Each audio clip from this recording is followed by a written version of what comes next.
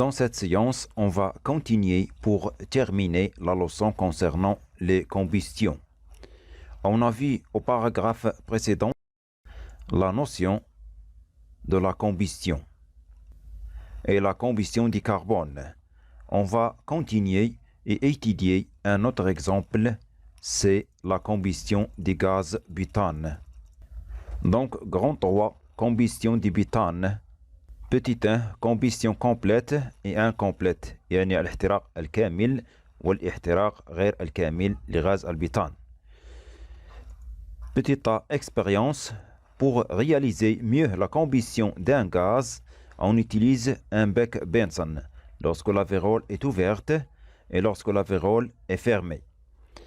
إذن سوف نتعرف على الفرق بين الاحتراق الكامل والاحتراق غير الكامل لغاز البيتان. من أجل ذلك نحقق النشاط التالي كما جاء في الفيديو السابق، حيث استعملنا ما يسمى ببيك بنسون الذي يحتوي بالإضافة إلى صنبور للغاز صنبور للهواء أو ما يسمى بلافيرول، وذلك من أجل ضبط كمية الهواء التي تنفذ عبر هذه الثقب وتختلط مع غاز البوتان قبل الاحتراق. Donc le premier cas, on laisse la vérole ouverte، يعني نترك الثقب مفتوحة، وبالتالي كمية الهواء التي سوف تختلط مع غاز البوتان فهي كمية وافرة، وعند الاحتراق نلاحظ لهب أزرق شديد الحرارة، c'est-à-dire flamme bleue très chauffante. ونقول أن احتراق غاز البوتان في الهواء بكمية وافرة فهو احتراق كامل، c'est-à-dire combustion complète. Deuxième cas, on ferme la vérole، يعني نغلق الثقب التي ينفذ عبرها الهواء، وبالتالي فإن الغاز يحتاج إلى الجسم المحرق وهو ثنائي الأكسجين. إذن ما دامت الثقب مغلقة، يعني la vérole est fermée، فإن غاز البوتان سوف يحترق في كمية قليلة من الهواء، وبالتالي نلاحظ لهب أصفر مضيء، c'est-à-dire flamme jaune éclairante، ونقول أن احتراق غاز البوتان في الهواء بكمية قليلة وغير كافية فهو احتراق غير كامل، c'est-à-dire combustion incomplète. Après, on va répondre aux questions synthétiques suivantes. La question A1. Quels sont le combustible et le carburant dans cette combustion? Le combustible est le gaz butane et le carburant c'est le dioxygène de l'air. La question A2. Quel est le rôle de la vérole? La vérole permet de varier et d'ajuster la quantité d'air. La question A3. Comment est-elle la flamme lorsque la vérole est ouverte? La flamme est bleue. La question suivante. Comment s'appelle-t-on la combustion dans ce cas? Dans ce cas, cette combustion est une combustion complète. La question A4. Comment est-elle la flamme lorsque la vérole est fermée? La flamme est jaune. Comment s'appelle-t-on la combustion dans ce cas? Dans ce cas, la combustion est dite combustion incomplète. En résumé, on va écrire une conclusion. On distingue deux types de la combustion du butane dans le dioxygène de l'air.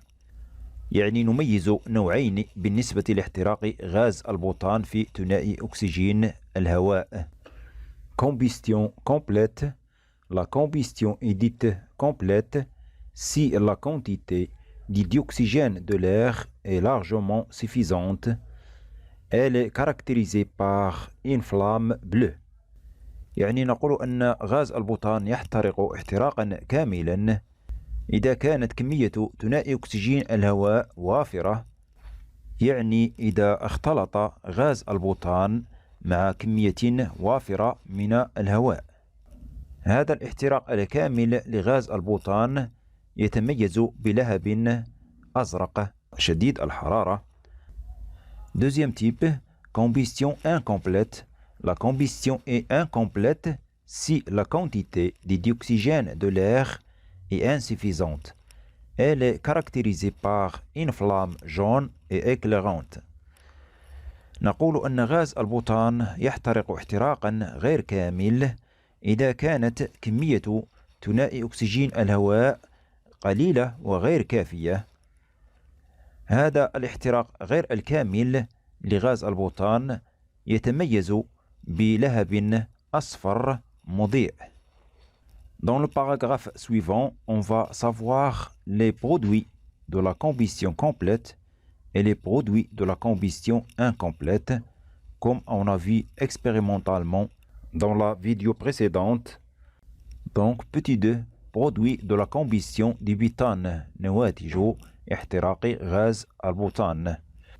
À expérience 1, on allume le bec Benson avec la vérole est ouverte et on rapproche un instant un verre à pied au-dessus de la flamme, puis on verse l'eau de chaud et on agite. On observe que l'eau de chaud se trouble. يعني سوف نتعرف على نواتج احتراق غاز البوتان عندما يحترق احتراقا كاملا puisque la vérole est ouverte et la flamme est bleue.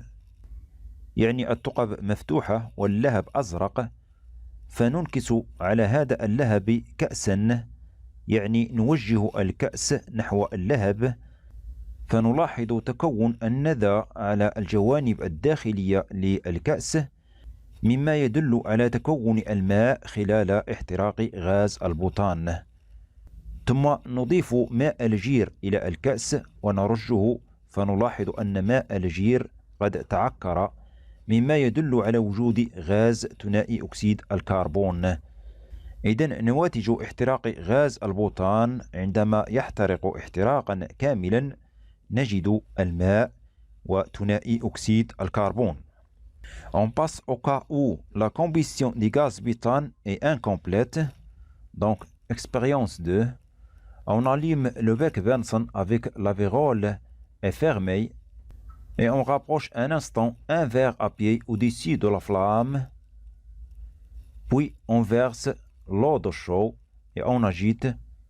On observe que l'eau de chaud se trouble. Il s'agit donc d'une combustion incomplète puisque la vérole est fermée et par suite on observe une flamme jaune éclairante qui traduit qu'il s'agit d'une combustion incomplète.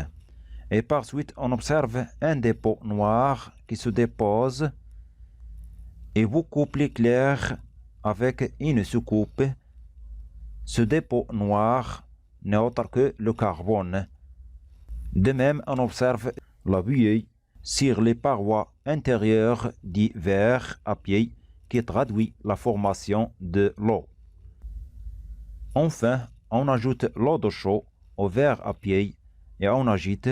On observe que l'eau de chaud se trouble, ce qui prouve qu'il y a formation du dioxyde de carbone lors de la combustion incomplète du gaz butane. Donc, lors d'une combustion incomplète du gaz butane, on obtient les produits suivants: l'eau, carbone et dioxyde de carbone, de plus le monoxyde de carbone. On répond donc aux questions suivantes. La question A. Identifier le corps qui se condense sur les parois du verre. Donc, c'est l'eau. La question petit b. Que se passe-t-il lorsqu'on ajoute l'eau de chaud au verre? L'eau de chaud se trouble. Quel gaz caractérise-t-on? Elle caractérise l'existence du dioxyde de carbone. La question petit c. Identifier le produit noir qui se dépose sur la paroi du verre ou sur la soucoupe. Donc le produit noir qui se dépose, c'est le carbone. On écrit la conclusion suivante. La combustion du butane dans le dioxygène de l'air est une transformation chimique. يعني احتراق غاز البوتان في ثنائي أكسجين الهواء تحول كيميائي. bilan de la combustion du butane dans le d'oxygène يعني حصيلة احتراق غاز البوتان في ثنائي الأكسجين. Pour la combustion complète et pour la combustion incomplète, on va déterminer les éléments avant la combustion, c'est-à-dire le combustible et le carburant. Et après la combustion, on va déterminer les produits. Pour les deux cas, la combustion complète et la combustion incomplète, le combustible est le butane. Et le carburant, c'est le d'oxygène de l'air. Les produits pour la combustion incomplète, on trouve le dioxyde de carbone et l'eau. Pour les produits de la combustion incomplète, on trouve le carbone, l'eau, le dioxyde de carbone, de plus le monoxyde de carbone.